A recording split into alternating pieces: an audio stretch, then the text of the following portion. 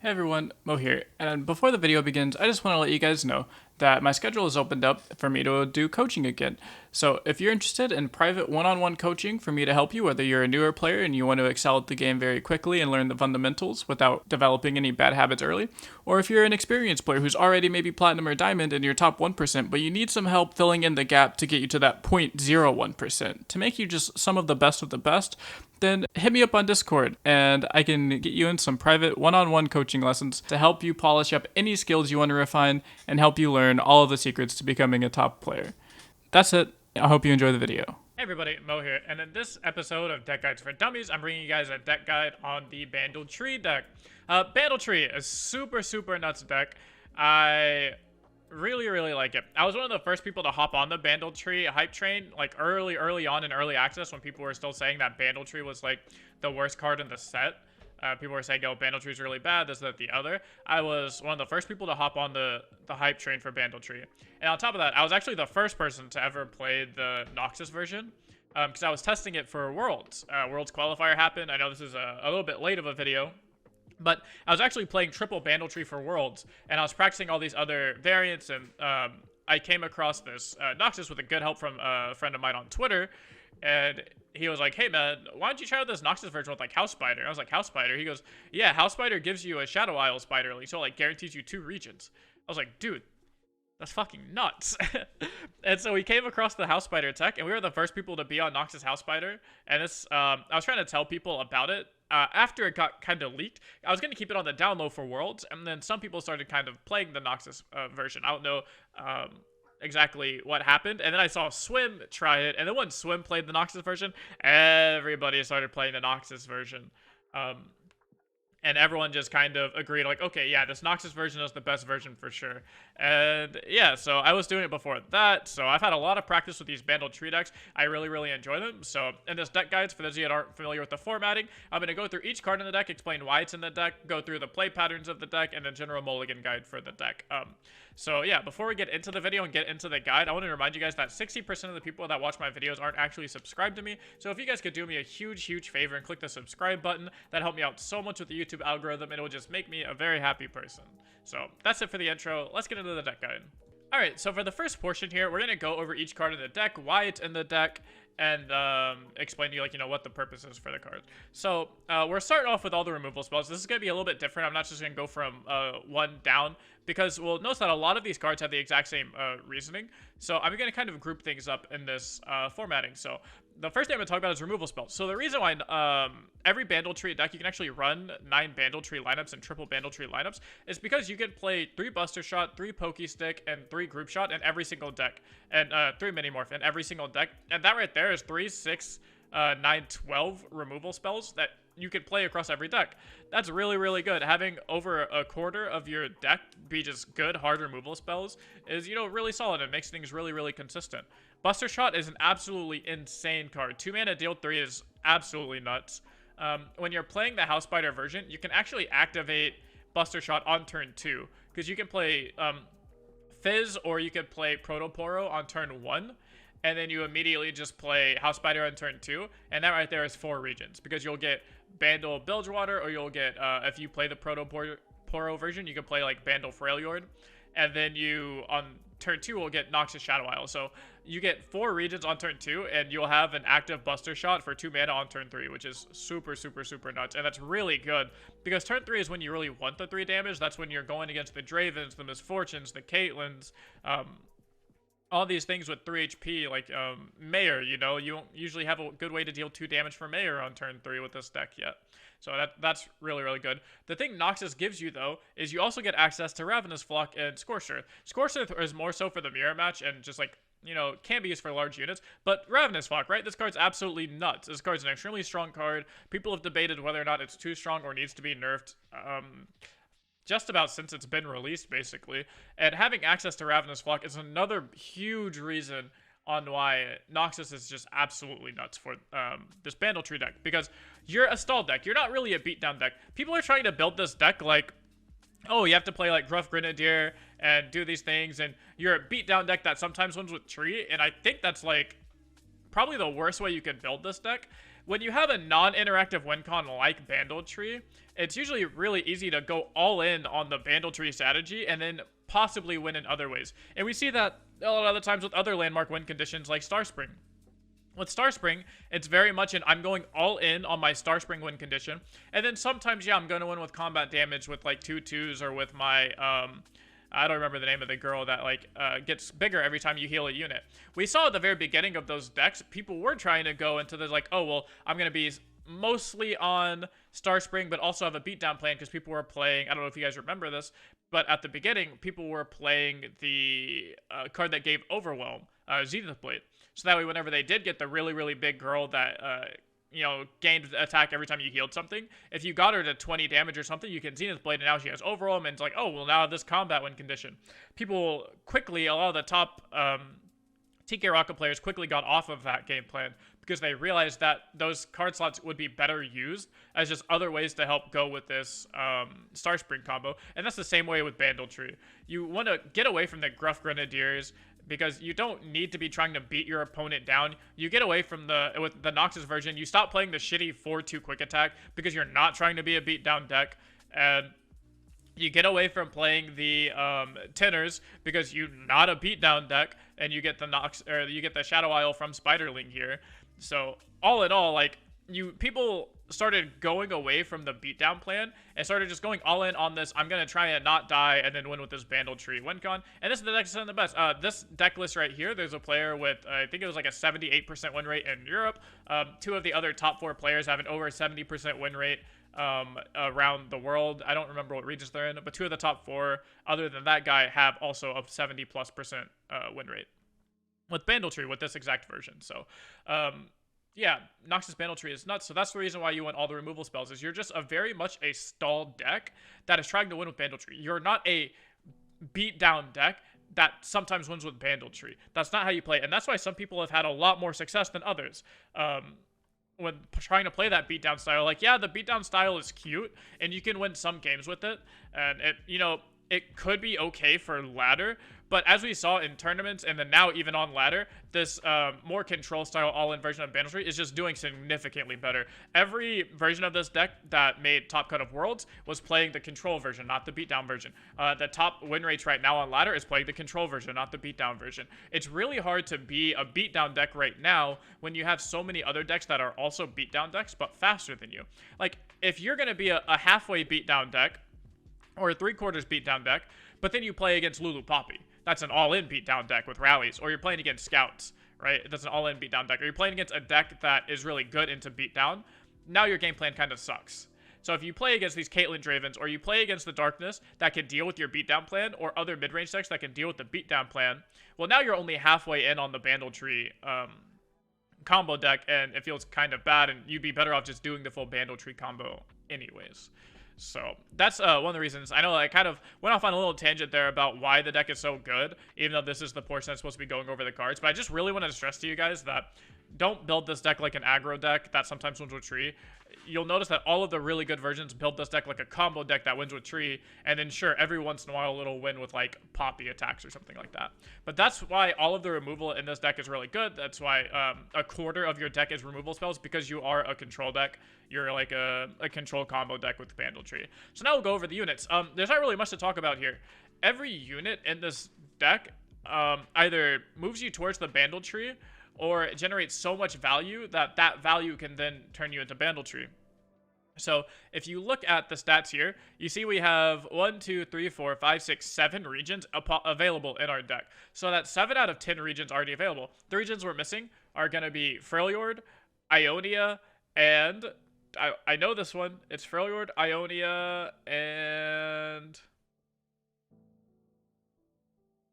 yes. I don't know, to be honest with you. Oh, Shadow Isles. So Freljord, Ionia, Shadow Isles, right, are the 3 regions that you're like missing from the deck, but we're not really missing those. House Spider gives you Shadow Isles, right? So just by playing a House Spider, boom, you have Shadow Isles. So you're really only missing 2 regions from the deck. Well, kind of, because you play Bandle Commando, and this card gives you an Ionia unit. So you're really only missing 1 region from the deck, which is Freljord. So your deck alone can generate 9 out of the 10 regions. You just can't generate, you can't you just can't play Freljord from your deck alone. You have to actually like manifest into the Freljord cards. Or your Bandle Tree can just give you the Freljord card, and that's really good. I like this version a lot more because you're not playing like Tenor, you're not playing Protoporo, because that card just sucks. Like, Protoporo is just a shitty card. I hate Protoporo. I personally also took Protoporo out of my deck for Worlds, because you don't want to be drawing a 1-mana 1/1 really ever. If it's not exactly on turn 1, you don't want that card in your deck. So, because of that, Protoporo is a really good thing to take out to fit in the Scorcher, to fit in the third Aloofs. Aloof Traveler is really, really good right now. It's a really good counter. One thing you'll notice about this deck is with the triple Minimorph, triple Aloof, you have really good counters to these big degenerate decks. Like, your Lee Sin decks can never beat you. Your Scion decks have a really hard time beating you. Your GP Sejuani decks have a really hard time beating you because you play 6 ways to deal with their win conditions. GP Sejuani will never kill you without champions. Well, guess what? You aloof on 4, that discards a champion. If you aloof on, like, 5, that discards a champion. They play their third champion, that's Minimorph, right?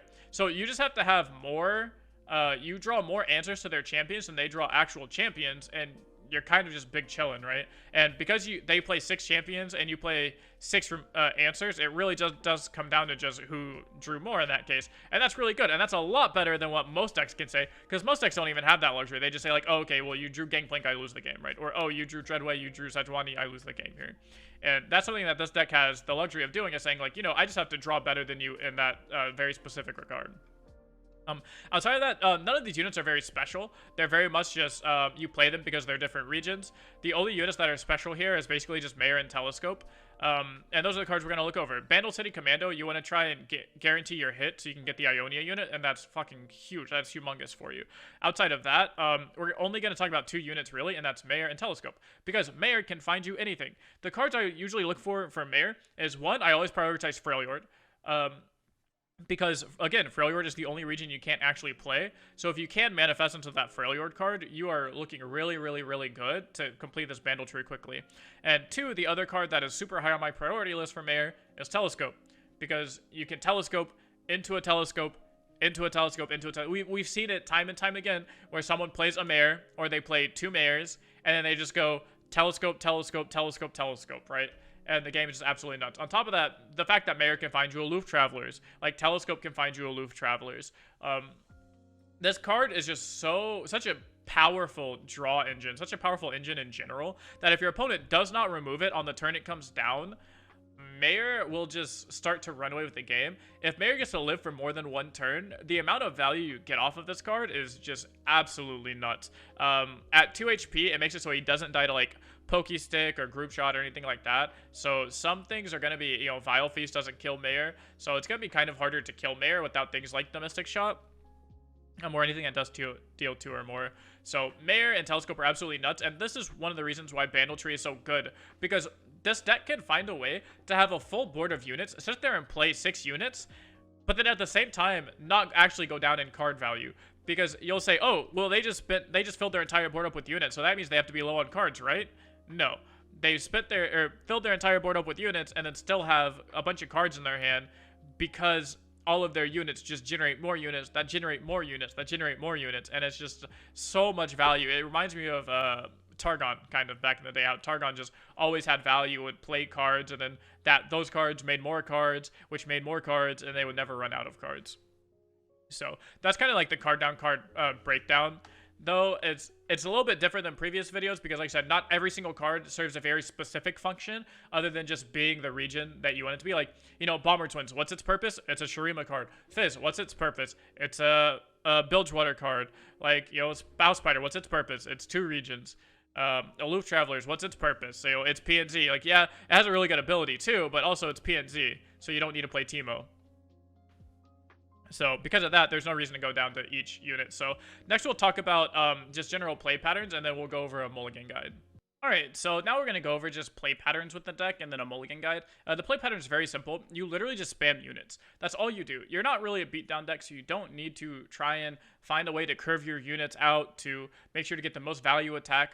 Your plan most of the time is just play units and block. And that's why this deck is so frustrating to play against with a lot of other unit decks, because it's like, well, you know, they made a bunch of blockers, and I forced them to chump block everything, but because they're in Bandle, they're going to go ahead and refill the board next turn, and you just have infinite blockers with things like Tree and Mayor and Telescope. It's really, really not fair. And then Aloof Traveler's giving you card advantage, plus all your removal spells between things like the Group Shot, Flock, Pokey, Buster Shot, you know. Between all of these removal spells, it's really, really hard for your opponent to ever actually threaten your life total through all of your blockers. So typically the play pattern for this deck is just don't die, play Bandle Tree, and then you win the game. You want to save Minimorphs for champions. You want to aloof on the as often as you can before your opponent is going to play their important card. So, for instance, sometimes I'm not going to aloof on 4. Let's say I'm playing against GP Sejuani, right? And they're going to play their, or Lee Sin, and they play their champions on turn 5. If I have priority on turn 5 first, sometimes I'll go ahead and wait, and then on turn 5, I'll play aloof. Because that's the turn they want to play their champions. That's really good in the mirror match. Also, people want to play their Bandle Trees on turn 5.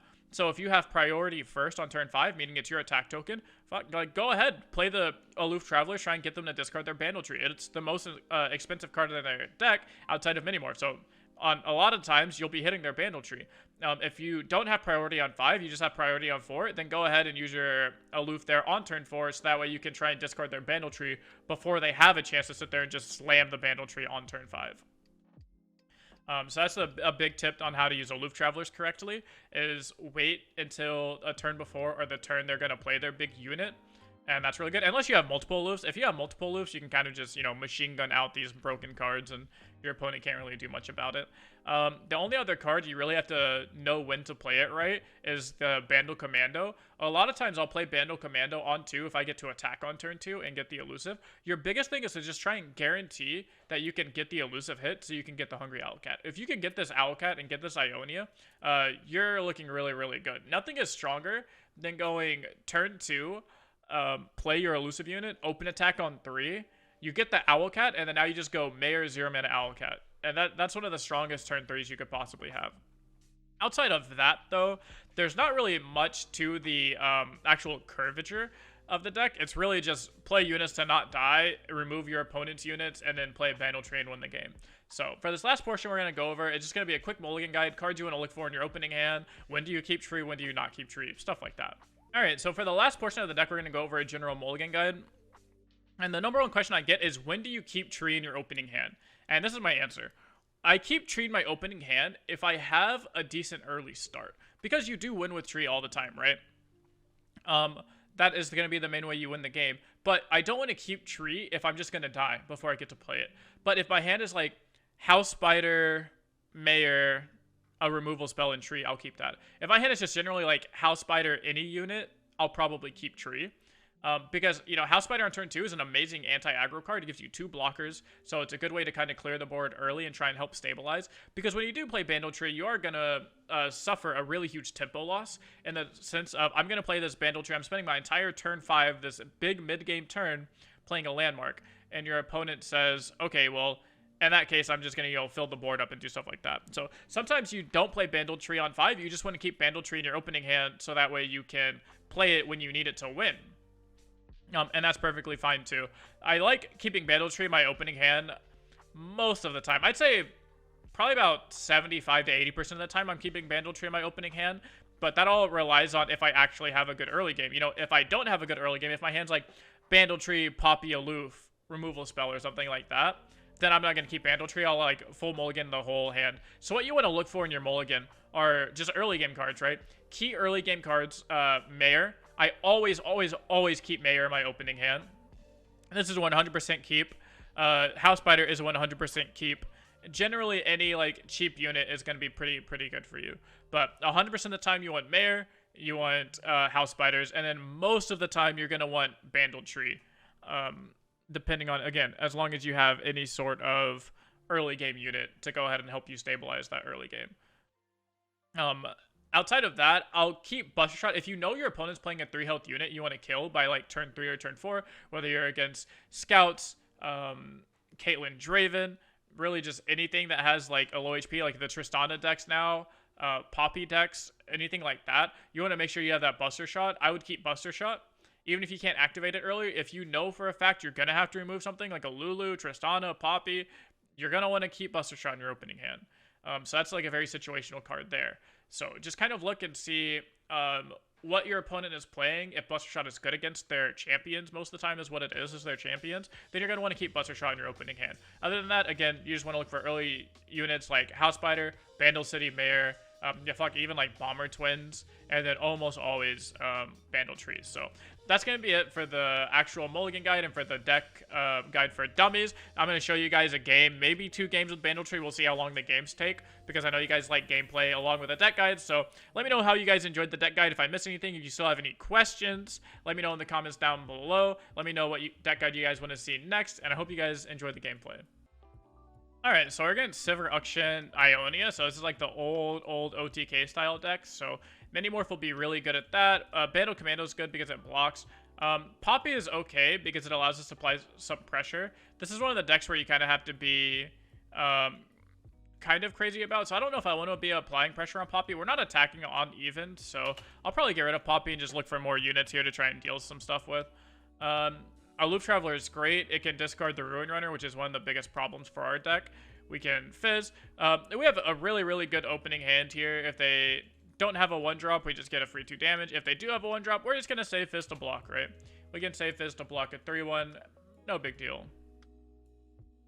If they don't play an elusive unit here, we're extremely happy because we get to hit with our Bandle Commando. So that's really good for us. We get Bandle Commando. We'll get our elusive unit here. I think we are going to go ahead and just block Fizz onto the 2-1. We just want to save as much life as possible. That's the goal with this deck, is to be conservative with your life total. And you just want to kind of... here we go. We'll attack here. Boom. You just want to try and keep your life total as high as possible. You know, you want to make good trades or value trades for sure. We'll go ahead and play the Hungry Owl Cat here. Boom. Now we have Ionia. Now we're going to have Shurima. Like, now we activated our Buster Shot. So, I mean, I think they're looking pretty good here. Ravenous Flock is great. Zed here, look, we can just Buster Shot this. We can Buster Shot this. If he does have the Twin Disciplines to keep it alive here, we can just Ravenous Flock it mid-combat and everything's fine. So, yep, there's the Twin Disciplines. Don't really care too much. Explosive Mine is going to be huge for removing Spell Shield. So, yeah, no pull from opponent is very interesting. We're just going to do this. And we're going to block here. That puts us down to 12. I can block the Shadow because they only have 3 cards left in their hand. So, you know they don't have too many crazy things going on. And yeah, we're just going to open next turn with the Aloof Traveler because we don't want them to play the Ruin Runner. A lot of people thinking, oh, we'll just open attack, right, to get another unit. But I really don't want my opponent to play a Ruin Runner on me. So we are going to go ahead and just Aloof. There's the Ruin Runner out of their hand. And that's good. And Aloof is one of those cards that does take a little bit of game knowledge to know, like, okay, when is my opponent playing an important card? So do I need to Aloof right now, or can I open attack? That's a very important question to always be to ask yourself, and those are questions that you'll find out the more you play the game. So here, we're going to swing with both. There's no reason not to swing with the Aloof, because he can trade his 4-2. We don't really care. If he wants to do something like... use a spell to block Merciless Hunter, he can level Auction mid-combat, or at the start of next turn, and I guess that's pretty cool. I'm really saving this Minefield to pop a Spell Shield onto something like, if they end up playing a Sivir, or a second Ruin Runner of some sort, or something like that. Explosive Minefield will be really nice there. So now we just get more blockers, and we're just trying to survive here. Run your opponent out of cards. Your deck is really good at not running out of cards. Alright, so there's a 2-5. That doesn't really matter too much. We're just going to play another Aloof Traveler here. Try and get rid of their important card. Let's see here. Got rid of a Merciless Hunter. Okay, so these cards all cost 2 or less. So what does that tell us? It tells us it's not like Flurry of Fist or anything like that. It's not anything probably too crazy. Probably just some amount of pump spells like Shapestone, Twin Disciplines. Yep, there's the Shapestone. So unfortunately, Group Shot isn't going to kill this anymore because it's at 3 HP. But it should be okay because we have an elusive blocker, so him having an elusive attacker doesn't, you know, really matter to us too much. So they block like that. All this is good and dandy. I mean, we just get to save all of our HP. Alright, we save all of our HP. We even get a unit at the end of the day. And our opponent goes down to 1 card in hand. Next turn, we're going to get to play Mayor, so we're going to play House Spider here. So whenever we do draw Bandle Tree at this point, we've played PNZ, Noxus, Shadow Isles, Ionia, Bilgewater. I believe that's it. And Bandle, so 6. And Shurima, so that's 7. So we already have 7 out of 10 needed for the Bandle Tree. And we have 8 right here in our hand with Demacia, so by the time we draw the Bandle Tree, it's going to be really close. Now we have our opponent in a spot, and this is what I was talking about, where you're going to play towards the Bandle Tree win condition, and then sometimes you do end up winning with Beatdown. Like, if you were to tell me I'm going to win this game with the Beatdown plan, I would 100% believe you, because I'm going to have a full board and then a Poppy swinging, and I was able to grind my opponent down to only 1 card in hand. That's really good for me. I could see, what is this? I don't really know what he could be thinking about with this 1 card in his hand on 3 mana. Maybe if it's just, should he play a, it could be like the 2/1 unit, and he's debating whether or not to play it without having something in a buff. And our opponent could have just, you know, straight up DC'd and been like, you know, rage quit. So let's play this. Let's see what do we get here. Aloof Traveler is pretty good. Aloof Traveler stops our opponent from having any more Ruin Runners, any more Sivers, anything like that. I have the suspicion that our opponent did kind of just rage quit, though. So if they did, we're probably just going to slam the Poppy down here and just kind of full swing and say, hey, buddy, do something about this. Yeah, so it looks like they did rage quit because we ran them out of cards with the Aloof Travelers, made him discard his Ruin Runner. So we're going to play the Poppy. I usually don't show games that people AFK, but this was a really good game to show you, like, when to play Aloof Travelers, how to protect your life total, how to grind your opponent out of resources. Like, we literally covered every single thing I talked about in my deck guide about how to play this game out. And, you know, if your opponent rage quits at that, they rage quit at that. We didn't win because they rage quit. We were going to win this game probably regardless. With double Minimorph in our hand and the Explosive Minefield and another Aloof Traveler, I would have been very, very impressed if my opponent found a way to come back into this game. Because no matter what he plays here, I'm just going to, like, Minimorph. So, yeah, really, really good game to show you guys. Probably have time for a second game. Alright, and so for a second game, we got Darkness, so hopefully this game doesn't take too long, but this matchup is extremely easy, because they actually have 0 ways to deal with the Bandle Tree, and we ended up getting Bandle Tree in our opening hand, which is, you know, really, really nuts. It's really what you want to see. So we're going to have, like, Mayor on turn 3, Aloof Traveler, all that type of good stuff. They don't have good ways to pressure your life total, and, oh, look at that, we have Telescope, so we should be able to just kind of, like, outvalue our opponent. So worst case scenario is they end up pranking and hitting the Bandle Tree, make it cost 7, but that probably won't ever matter because we probably aren't going to win with Bandle Tree before turn 7 anyways. So we're just going to pass here. We get to play Telescope, get to get some value going on. We hit 2 trees anyways, so they'd have to prank both trees. Let's see. So we have PNT already. Let's go and grab the Shurima unit just so that way we can get more, you know, Bandle Tree. Because that's all we're doing here. And unless you literally get to go like Telescope into Telescope into Telescope, you're just going to try and get your Bandle Tree up as much as possible. So here he's just going to give my Mayor vulnerable, I'm sure. So that way next turn he can pull my Mayor in with whatever he plays. If it's some sort of 2/2 or, you know, whatever. The only reason I could see giving Voice of the Risen -2 HP is so you could kill it the turn it comes in. But the way that Bandle Tree works is you just have to summon it. So even if you summon it and it immediately dies, that doesn't matter. It'll still count towards your Bandle Tree. But yeah, pranks are very annoying. Wow, that's a really good hit. So we'll see if our opponent decides to attack. Then we can play Mayor. If they don't attack or they don't play a unit, we can just play this House Spider here. Boom, look at that. We're a 4 out of 10. Like, House Spider helps level up your Bandle Tree so fast. Cool, so here we're just going to block. Set up some blocks, call it a day. Next turn we can go ahead and Mayor. Next turn we might be tempted to just Aloof Travelers because we want to get the Senna out of their hand. And this is what I was talking about, right? You have to know when exactly you want to be playing Aloof. So one of the cards that can be really annoying for us to deal with here is Senna. So they play Senna on turn 5. Because we don't have priority on that turn 5, what I'm going to do is go ahead and play the Aloof now, so that way he doesn't have a chance to play Senna next turn. So, okay, we got rid of Minimorph. That's not a Senna.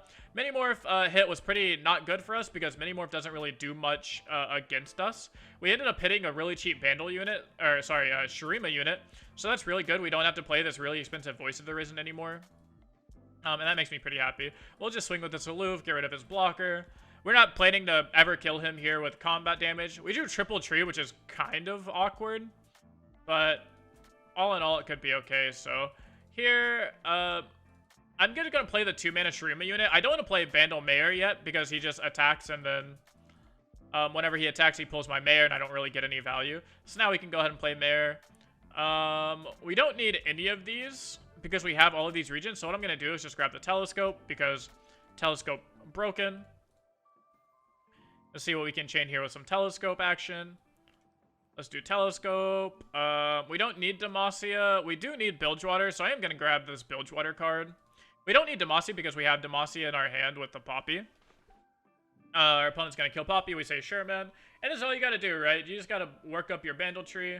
So we're going to play Jack the Winner. It is, you know, a way to threaten our opponent's life total, but not in a relevant way.